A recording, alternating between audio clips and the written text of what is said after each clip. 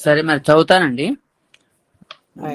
మనము లాస్ట్ జరిగినటువంటి సత్సంగంలో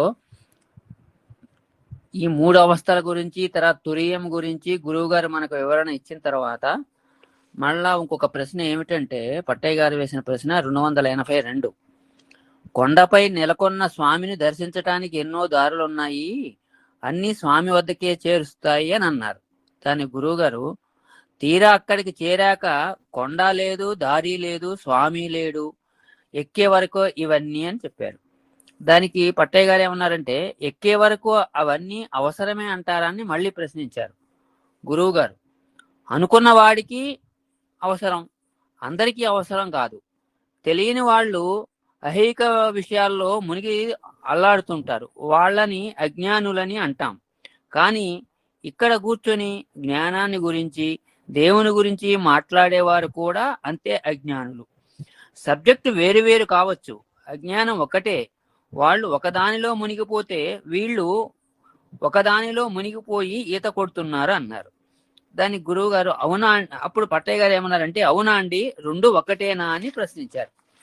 దానికి గురువు గారు అంతే కదా, వాళ్ళదేమో తప్పుదోవని, ఇదేమో చేరవలసిన త్రోవని, అది నరకప్రాయమని, ఇది పరమపదమని చెప్పుకోవటమే గాని రెండు ఒకటే, రెండు ఆటలే.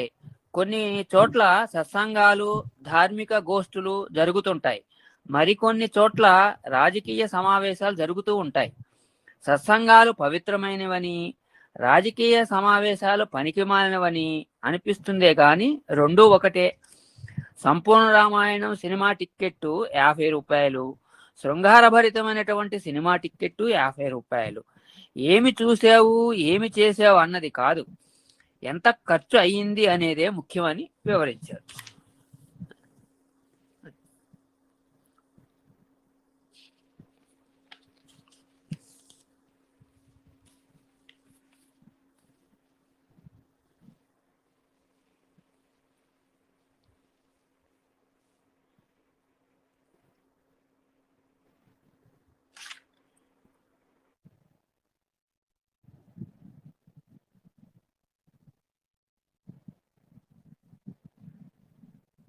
రాజకీయ సమావేశాలకి మన సమావేశాలకి తేడా లేదంటున్నారంటారా?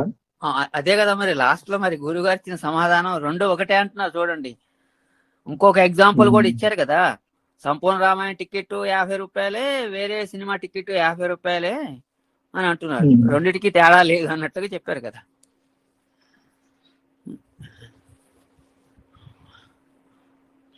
దాని గురించి గురువు గారు చెప్పాలి. మరి సబ్జెక్ట్ వేరు వేరు కానీ విషయం ఏదో ఉంది కదా, ఇంద్రియాలకు సంబంధించిన అనుభవాలే కదా.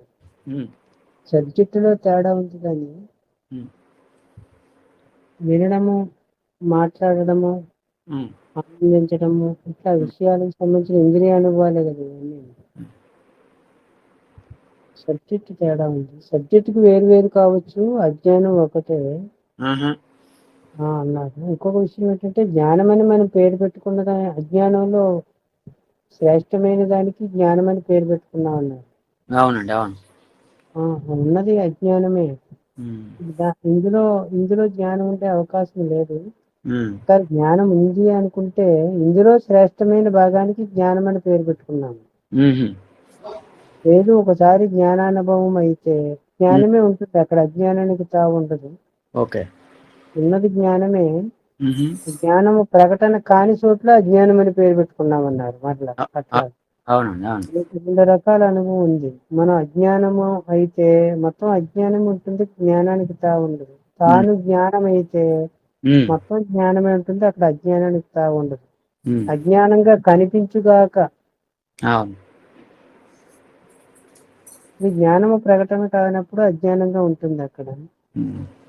అని ఉన్నది జ్ఞానం అన్న తర్వాత జ్ఞానానికి అజ్ఞానానికి ఎక్కడ తావు ఉంటుంది? ఇంటికి తానెవరని, తాను జ్ఞానమా అజ్ఞానమా అది తను తెలుసుకోవాలి.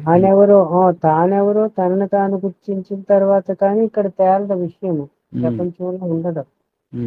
తానెవరో తాను గుర్తిస్తే తానే ప్రపంచ రూపంగా ఉన్నదని చెప్తున్నారు కాబట్టి అక్కడ ప్రపంచంలో ఉన్నది తన జ్ఞానమే ఉంటుంది. అవును. తాను ఏదైతే అదే ఉంటుంది అక్కడ. ఉమ్.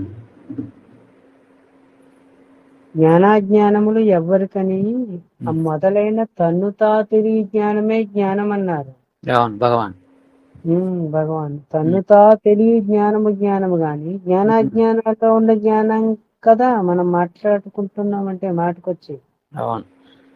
మాట్లాడుకునేది జ్ఞానాజ్ఞానాల్లో జ్ఞానమే లెక్కకు వస్తుంది కానీ ఉమ్. అసలు జ్ఞానం లెక్కకు రాదు కదా. రాదు. ఉమ్. జ్ఞానాజ్ఞానాల్లో జ్ఞానానికి రెండు భాగాలు ఉంది, కొంత అజ్ఞానమని కొంత జ్ఞానమని. జ్ఞానం అని. ఉమ్.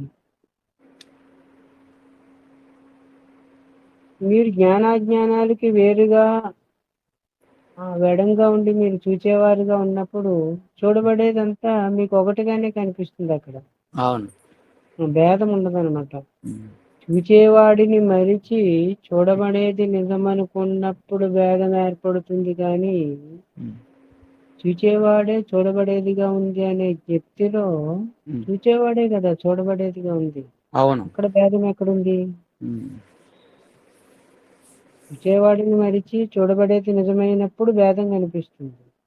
చూడబడే దాంట్లో వ్యత్యాసము కనిపిస్తుంది. ఉమ్. కొన్ని చోట్ల సత్సంగాలు ధార్మిక గోష్ఠులు గొప్పగా ఉన్నట్టు కనిపిస్తుంది. ఉమ్. మరికొన్ని చోట్ల రాజకీయ సమావేశాలు జరుగుతుంటే అది మామూలుగా అపవిత్రాలు, ఉమ్. ఇది పవిత్రమని రెండు పేర్లతో పిలుచుకుని అనుభవిస్తున్నాం. అవును. రెండిటిని అనుభవించడానికి అనుభవించేవాడు ఉండాలి కదా. అందుకే అనుభవించేవాడు అనుభవింపబడేవి రెండు రకాలుగా ఉన్నాయి. అవును. అనుభవించేవాడిని విడిచిపెట్టేసి అనుభవింపబడే వాటిల్లో డివైడ్ చేసి చూసుకుంటుంది మనస్సు. అవునండి. అక్కడ వ్యత్యాసం కనిపిస్తుంది అన్నమాట. ఉమ్. ఒకవేళ చూసుకుని గొప్పది విశిష్టమైనది అని మనం చూస్తున్నప్పటికీ ఉమ్. వాళ్ళు టికెట్ తీసుకుని వెళ్ళడం మామూలే అయింది ఇద్దరికి. సంపూర్ణ అవునండి. రామాయణకి అదే 50 రూపాయలు ఖర్చు పెట్టాడట. అవును. వీడి దగ్గర 50 పెరుక్కున్నాడా లేదా అన్నారు గురువు గారు. అవునవును. ఇంకో శృంగారభరితమైన సినిమాకి 50 రూపాయలు తీసుకున్నాడు. వీడి దగ్గర ఖర్చు మామూలుగానే వసూలైపోయింది కదా. అవును.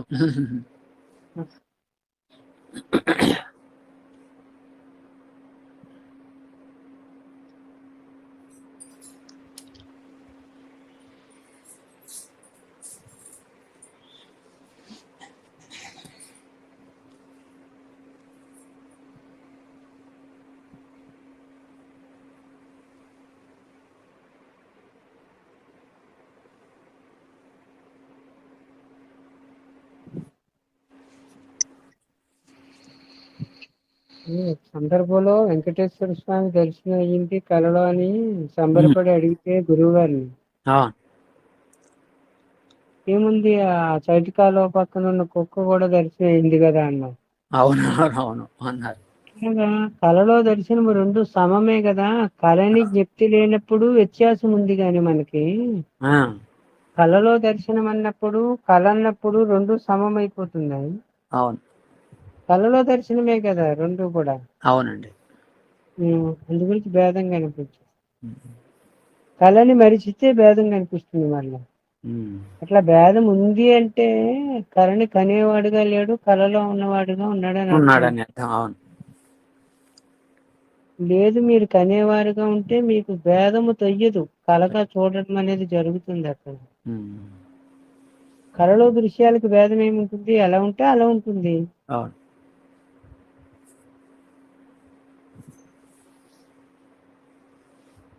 అట్లా సహజంగానే ఉంది సృష్టి విషయానికి వస్తే. ఉమ్.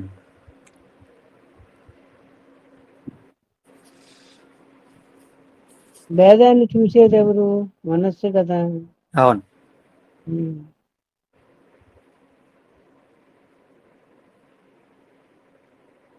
మనసులో ఏది ఉంటే అదే కదా చూడగలుగుతుంది. ఇక్కడ ఉన్నది ఎట్లా కనిపిస్తుంది? మనస్సు మూలమైన ఆత్మను గుర్తిస్తే మూలమైపోతుంది. అక్కడ ఆత్మ ఉంటుంది. అది మరిచి ప్రపంచం వైపుకి వస్తే ప్రపంచం అయిపోతుంది, అక్కడ ప్రపంచం ఉంటుంది. ప్రపంచం అయిపోయినప్పుడు ప్రపంచంలో భేదం ఉంటే భేదమే కదా ఉంటుంది. అవును. అంటే కరెక్ట్ గానే ఉంది అని అర్థం. మనస్సు తన మూలాన్ని తాను గుర్తించినప్పుడు మూలమై ఉంటుంది. ఆ మూలమైపోతుంది అనమాట. మూలం ఏ అనుభవం ఉందో ఆ అనుభవంగానే ఉంటుంది. ఉమ్. దాని నుండి జారుకుని ప్రపంచం వైపుకి వస్తే ప్రపంచ అనుభవమే ఉంటుంది. అవును. ఎట్లా ఉంటే అట్లా ఉమ్.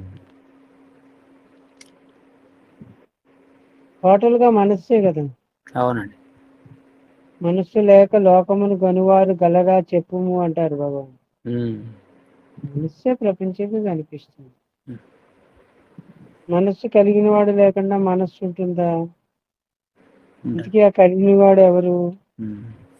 మనస్సు, మనస్సు యొక్క కార్యము ప్రపంచము, మనస్సు కలిగిన వాడు. ఉమ్. మనం ఎక్కడుండి మాట్లాడుకుంటున్నాము?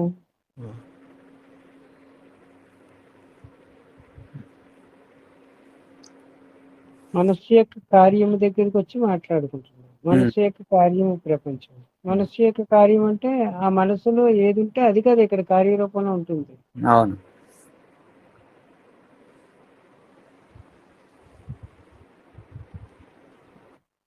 అందు గురించి ఇక్కడ ఇంకొక మాట కూడా చెప్పారు. ఉమ్.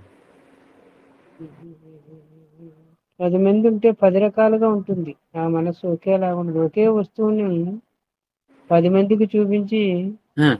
10 డైరీలు ఇచ్చి రాయమంటే 10 విధాలుగా రాస్తారండి. అవునండి. అవును. వస్తువు ఒకటి పెట్టాము సెంటర్లోని, ఉమ్. దాని గురించి మీ అభిప్రాయం రాయండి అని చెప్పి ఉమ్. 10 మందికి ఇచ్చి ఉమ్. రాయమంటే 10 పేపర్లు 10 విధాలుగా రాస్తారు. అవును. మరి వాళ్ళు అసత్యం చెప్పారా? వాళ్ళు సత్యమే చెప్పారు కదా. అవును.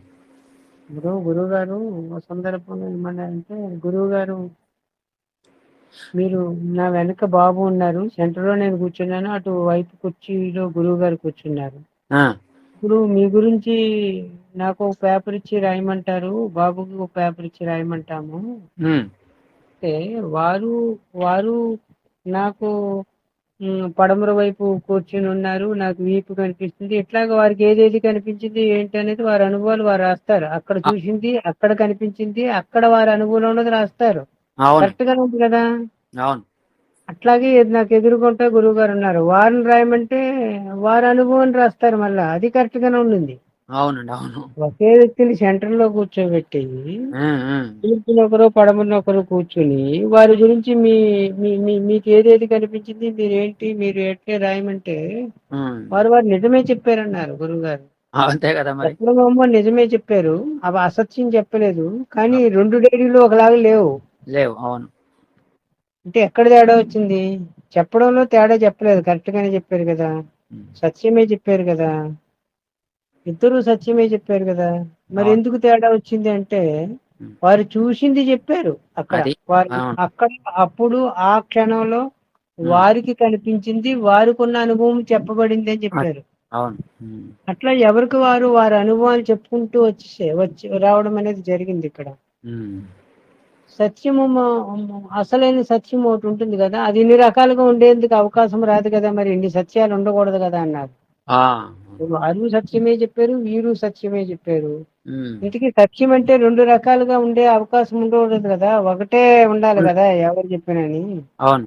అట్లా లేదేమి ఉమ్. అంటే చూడబడేదాని దగ్గరికి వచ్చేసరికి మీకు ఏది కనిపిస్తుందో, మీ అనుభవంలో ఏది ఉందో, ఉమ్. మీ ఎదురుగా ఏది ఉందో, దేన్ని చూస్తున్నారో, ఏ అభిప్రాయంతో చూస్తున్నారో అది రాయగలుగుతారు.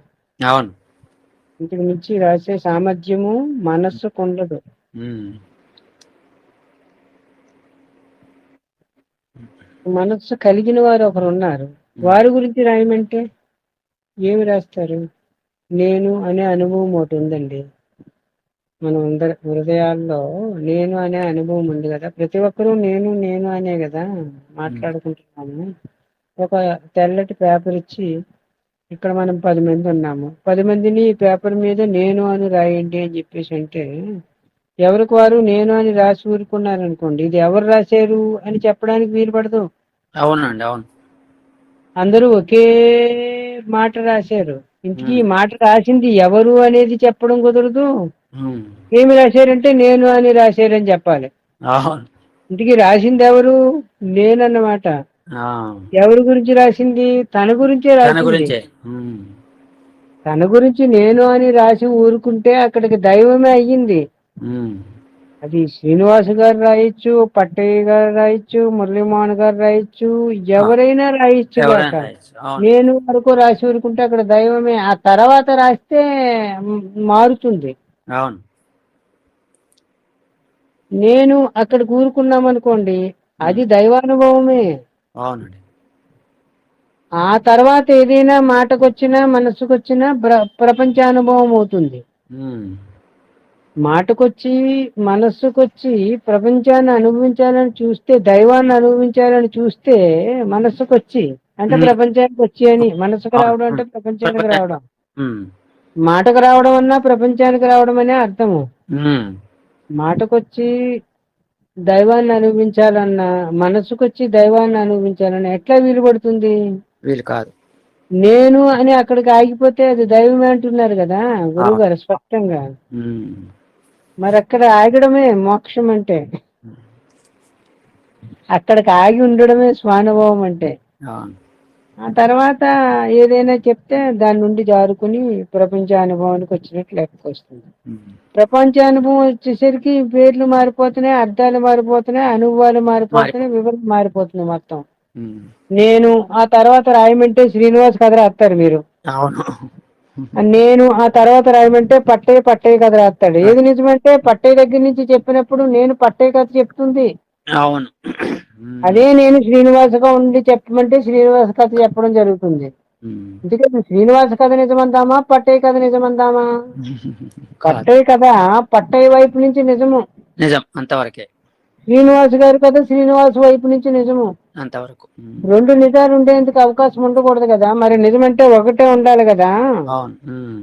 అంటే నేను దగ్గర ఆగిపోతే ఒకటే నిజం ఉంది మరి. అవును. ఉమ్. నేను అక్కడికి ఆగిపోండి. నేను రాసి నేను అక్కడికి ఆగిపోయాము. ఉమ్.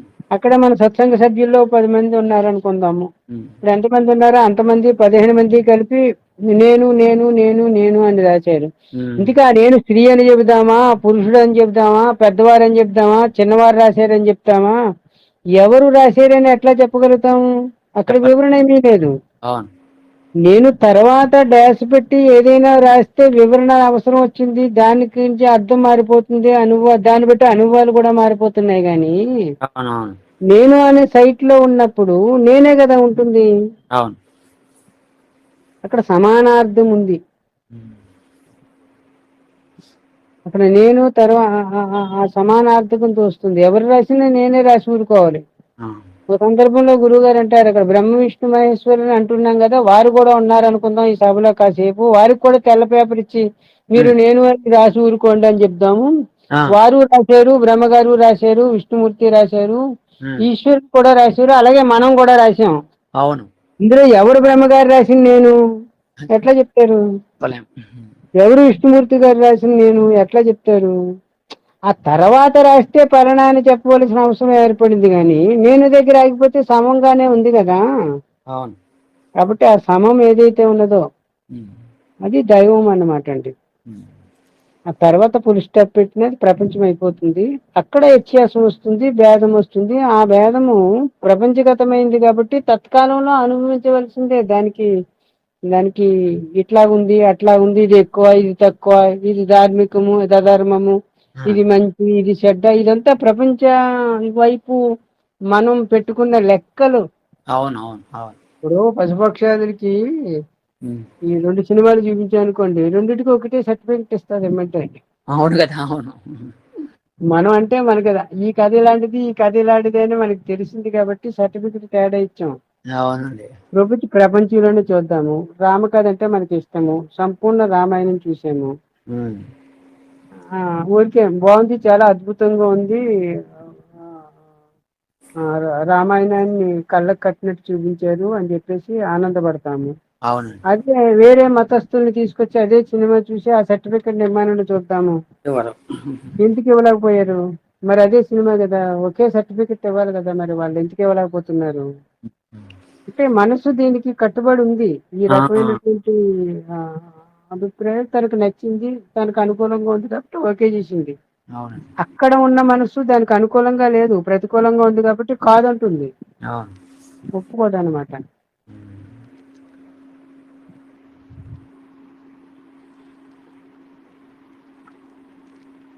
ఇప్పుడు వేరు వేరు మతస్థు నుండి ప్రపంచంలో Yeah. ఈ ఈ మతపరమైనటువంటి గొడవలు దేవుడి దగ్గర వస్తున్నాయి కానీ పంచభూతాల్లో లేవు. అవునండి, అవును. అందరికీ సమంగానే ఉన్నాయి. అగ్ని పట్టుకోమంటే ఏ మతస్థుడికైనా కాలుతుంది, కాలుతుంది, అవును. నీరు చల్లగా ఉంటుంది. అవును, అందరికీ చల్లగానే ఉంటుంది. అట్లా అది మతంతో పని ఉంది. అది దైవం అన్నారు గురుగారు. దైవము దైవానుభవం ఎట్లా ఉంటుందంటే యూనివర్సల్ గా ఉంటుందట. అవును. అందరికి సమంగా ఉండే దాని పేరు దైవం అన్నమాట. మీకు హెచ్చు దగ్గర కనిపించదు దాని దగ్గర. మీరు పట్టుకున్నా అగ్ని కాలుస్తుంది, నేను పట్టుకున్నా అగ్ని కాలుస్తుంది, ఏ మతస్థులు పట్టుకున్నా అగ్ని కాలుస్తుంది. ఇప్పుడు హెచ్చు దగ్గర భేదం లేదనమాట. అది దైవము. ఇప్పుడు వేరు వేరు మతస్థులు ఉన్నారు. నేను అని మొదలుపెట్టి కదా ఉన్న కథ చెప్తారు. అవునండి, అవును. నేను దగ్గరికి ఆగిన తర్వాత ఇప్పుడు ఏ మతస్థులకు సంబంధించి నేనంటే ఏం చెప్తాము? అక్కడ భేదం లేదు, ఇక్కడ అభేదమే సంతరించుకుంది. నేను తర్వాత ఏదైనా చెప్తే భేదం ఏర్పడుతుంది కానీ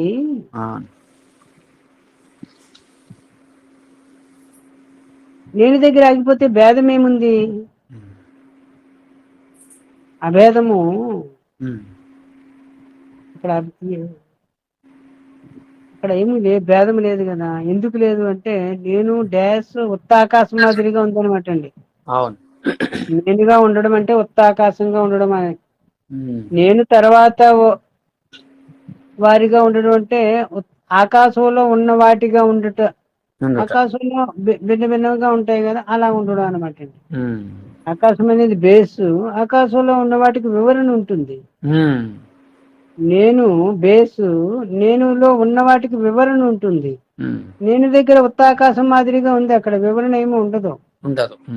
ఎక్కడ వివరణ చెప్పవలసిన అవసరము కానీ అవకాశము కానీ లేదో అది దైవము. ఆకాశం దగ్గర మీరేమి వివరణ చెప్పవలసిన అవసరమో అవకాశము ఏర్పడడం లేదు కాబట్టి అక్కడ ఆకాశము దైవము. అవునండి. ఆకాశంలో ఉన్న వాటి దగ్గరికి వస్తే మళ్ళా భేదం కనిపిస్తుంది ఇక్కడ కూడా. మరి ఆకాశం అని దైవం అని అంగీకరించడం లేదే. అంగీకరిస్తే ఇక్కడే తమస్సు తేలిపోయింది కదా. దైవానుభవం అంటే ఆకాశాన్ని దర్శించుకుని నమస్కరించుకోవడమే. ఆకాశమే దైవము.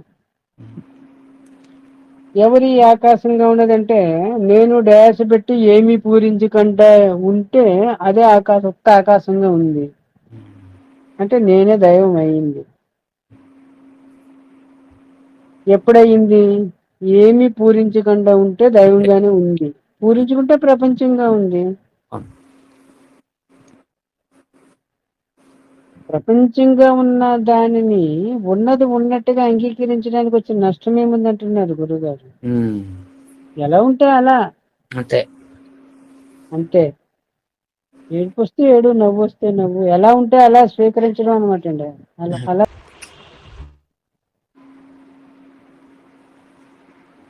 శివులో భాగంగా ఉండొద్దు, దృశ్యాన్ని చూచేవారుగా ఉండు అని. అంటే నేనుగా ఉండి దృశ్యాన్ని చూడు అని. నేననే అనుభవం ఉంది కదా. కాబట్టి నేననే అనుభవము గాఢ నిద్రలోనే అనుభవం ఉంది, ఇప్పుడు అదే అనుభవం ఉంది, స్వప్నంలో కూడా అదే అనుభవం ఉంది. ఈ నేననే అనుభవంలో మారడం లేదు. నేను ఎవరుగా ఉన్నాను ఏదిగా ఉన్నాననే అనుభవంలో మార్పు వచ్చింది. మళ్ళా గాఢ నిద్రలో నేను ఎవరుగా ఉన్నాను ఏదిగా ఉన్నాను అంటే అక్కడ వివరణ లేదు. మేల్కొన్న తర్వాత నేను ఎవరుగా ఉన్నాను ఏదిగా ఉన్నానంటే పలానావారుగా ఉన్నాననే వివరణ వచ్చింది. స్వప్నంలో నేను ఎవరుగా ఉన్నాను ఏదిగా ఉన్నానంటే ఆ స్వప్నంలో ఉన్న అనుభవాన్ని చెప్పవలసి వస్తుంది. అప్పుడు నేను తర్వాత వివరణలో వ్యత్యాసాలు తేడాలు ఉన్నాయి కానీ నేను దగ్గర ఆగిపోతే తేడాలు లేవు కదా. ఆ నేను దగ్గర ఆగిపోయిన తేడా లేని తనం ఏదైనా చూసుకుంటే మేలుకున్న తర్వాత కనిపించడం లేదు కానీ గాఢ నిద్రలో కనిపిస్తుంది. నేను అని ఆగిపోవడం అనమాట. నిద్రపోవడం అంటే నేను అక్కడ ఆగిపోతుంది. అది అనుకోకుండా అనకుండా ఆగిపోతే నిద్ర అండి. అనడము అనుకోవడము సంభవిస్తే మెలకు అండి. ఆ మెలకుని మెలకు అంటే దాని వైపు నుంచి ఇది స్వప్నము, మన వైపు నుంచి ఇది మెలకు అని అనుభవిస్తున్నారు.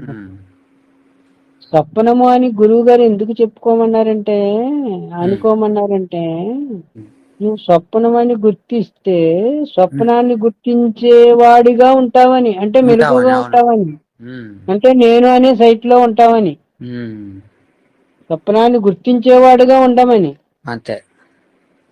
స్వప్నంలో ఉండి స్వప్నమని అనుకోమని కాదు. అవునండి, అవును. స్వప్నంలో ఉండి స్వప్నం అనుకుంటే అది స్వప్నంలో మాట అయిపోలేదు. మాట అయిపోతుంది. అవునవును. స్వప్నాన్ని గుర్తించేవాడు ఒకడున్నాడు, వాడు పేరు మెలకువ. అది ఉంటే స్వప్నం ఉంది.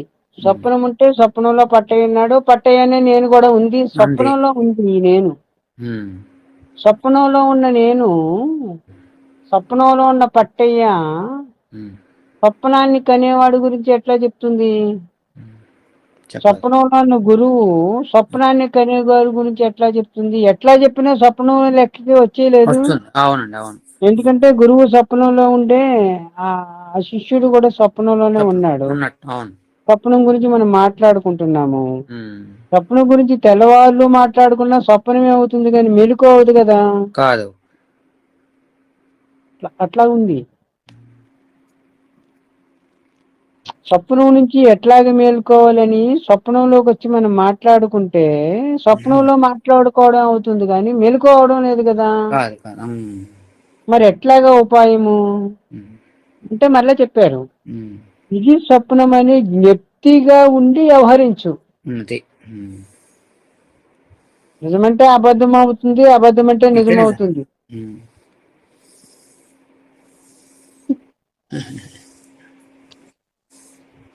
అది కదా. కాబట్టి మీరేం సినిమా చూసారనేది కాదు, ఇక్కడికి క్రమం అవుతుంది అనమాట. టికెట్ తీసుకోవడం క్రమంగానే తీసుకోవాలి, సమంగానే ఖర్చు అవుతుంది.